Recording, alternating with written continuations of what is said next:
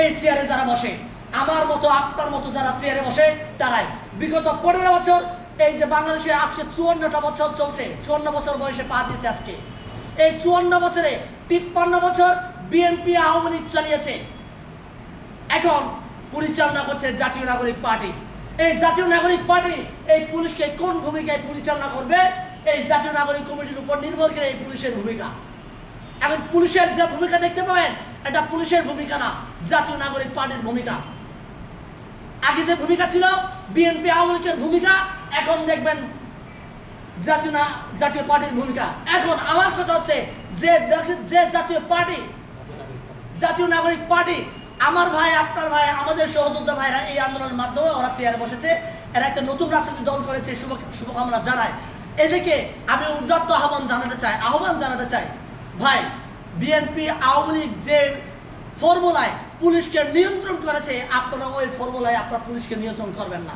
তাদেরকে স্বাধীনভাবে নিয়ন্ত্রণ চলতে দেন, স্বাধীন কাঠামো তৈরি করেন, যাতে করে ওরা কোনো রাজনৈতিক দলের এজেন্ডা যাতে ওরা বাস্তবায়ন না করে। এখন আমি চেয়ারে বসবো, আমার এজেন্ডা বাস্তবায়নের জন্য পুলিশকে ব্যবহার করব। আপনি আগামীকাল বসবেন, আপনার এজেন্ডা বাস্তবায়নের জন্য পুলিশকে ব্যবহার করবেন। দিন শেষে পুলিশ তার চেহারা ফ্যাকাশে হয়ে যাচ্ছে। ফ্যাকাশে হচ্ছে কেন? তা আমার আপনার চরিত্র তার মাধ্যমে ফুটে উঠছে। তাই আমি সবাইকে অনুরোধ করব, আমাদেরকে পরিবর্তিত হতে হবে। এই বাংলাদেশকে যে অপরাজনীতি থেকে আমরা যদি নিজেদেরকে মুক্ত করতে চাই, এই বাংলাদেশকে যদি আমরা এগিয়ে নিতে চাই, তাহলে আমাদেরকে আগে পরিবর্তন করতে হবে। এই চেয়ারে আগে আসিফ নাহিদ বসেনি, মাহফুজ বসেনি, এখন ওরা বসেছে। ওরা আমাদের মতো, আসিফ নাহিদ আমাদের সহযোদ্ধা ছিলেন রাজপথে, এরা আজকে চেয়ারে বসেছে।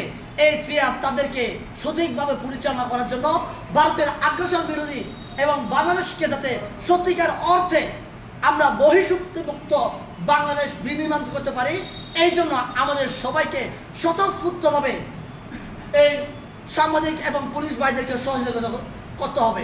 তাদেরকে যদি আমরা অপব্যবহার করি সেই খুনি হাসিনার মতো করে, তাহলে এই পুলিশ এবং সাংবাদিক কখনো শুধরাবে না, আমরা শুধরাবো না।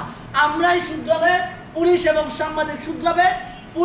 আমরা যদি না শুধরাই, পুলিশ এবং সাংবাদিক শুধরাবে না। কারণ পুলিশ, সাংবাদিক বলেন, আমরা বলেন, সবাই আমরা এই বাংলাদেশের নাগরিক। এই বাংলাদেশকে আমাদেরকেই সাজাতে হবে, এই বাংলাদেশকে আমাদেরকে এগিয়ে নিতে হবে।